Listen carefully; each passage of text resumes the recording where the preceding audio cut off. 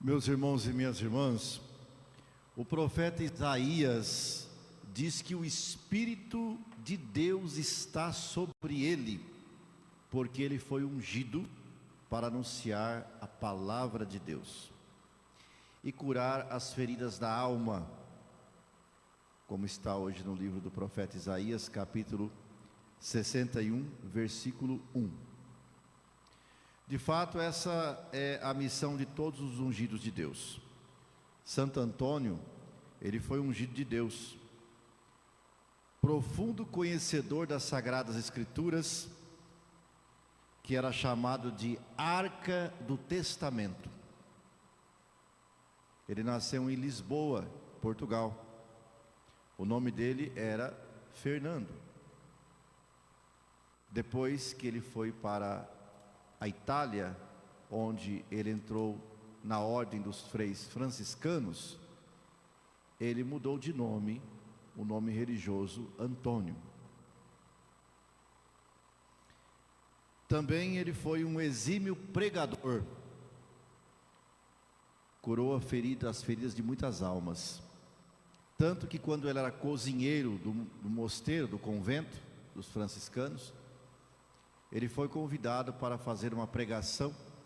A primeira pregação dele, ficaram todos admirados, os religiosos, que ele foi então intitulado pregador oficial dos franciscanos. O superior dele mandou ele para Rimini, uma cidade da Itália, para pregar ao povo que era muito pervertido. Naquela cidade existia muita prostituição, muitos vícios, e Antônio foi até Rimini. Chegando lá, começou a fazer suas pregações para curar as almas todas mergulhadas no pecado, afastadas de Deus. As pessoas zombaram dele, deixaram ele sozinho em praça pública.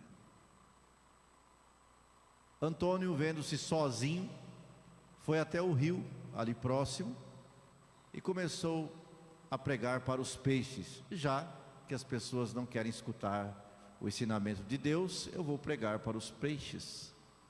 E de repente, aconteceu um milagre. Os peixes colocaram as cabeças fora da água para escutar Antônio.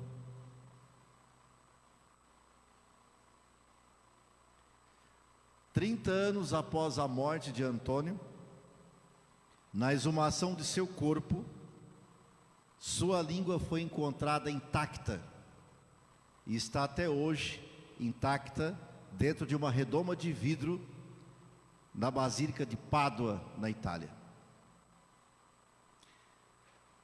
Santo Antônio seguiu à risca os ensinamentos de Nosso Senhor, sobretudo o desapego dos bens materiais.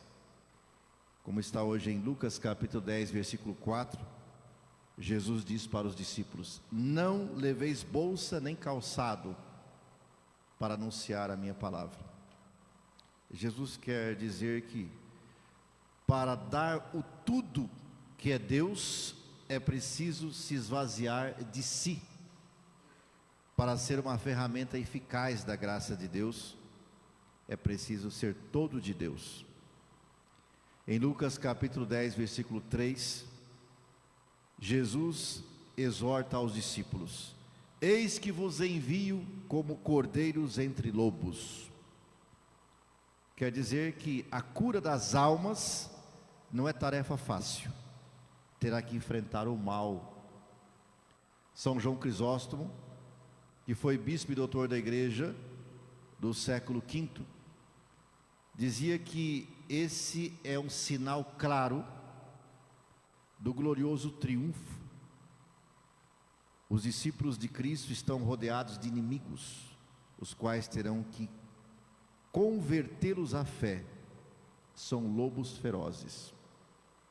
Santo Ambrósio, que foi bispo de Milão, doutor da igreja do século IV, dizia que os lobos são comparados aos hereges. Os lobos são animais que armam emboscadas aos redis das ovelhas. Eles aproveitam do sono do cão de guarda e da ausência ou desatenção dos pastores, e se lançam às gargantas das ovelhas para depressa estrangulá-las. Da mesma forma são os hereges. Preparam ciladas aos redis de Cristo, às ovelhas de Cristo. Ficam observando se as ovelhas de Cristo não têm conhecimento da doutrina, estão afastadas do pastor que é Cristo, para convencê-las a viver no pecado, a se afastar da doutrina de Jesus, ou jamais aceitar os ensinamentos dos apóstolos que cuidam das ovelhas de Cristo.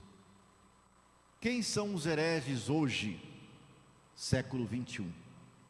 São aquelas pessoas que modificam a doutrina de Jesus Cristo. Jesus, que é o pastor das ovelhas, convence as ovelhas que existe um jeito mais fácil de ser cristão. Afrouxam os mandamentos de Deus, principalmente quando as ovelhas não têm conhecimento da doutrina, estão vulneráveis, presas fáceis dos lobos, para levá-las a viver no pecado, no afastamento do único pastor de nossas almas, que é nosso Senhor Jesus Cristo.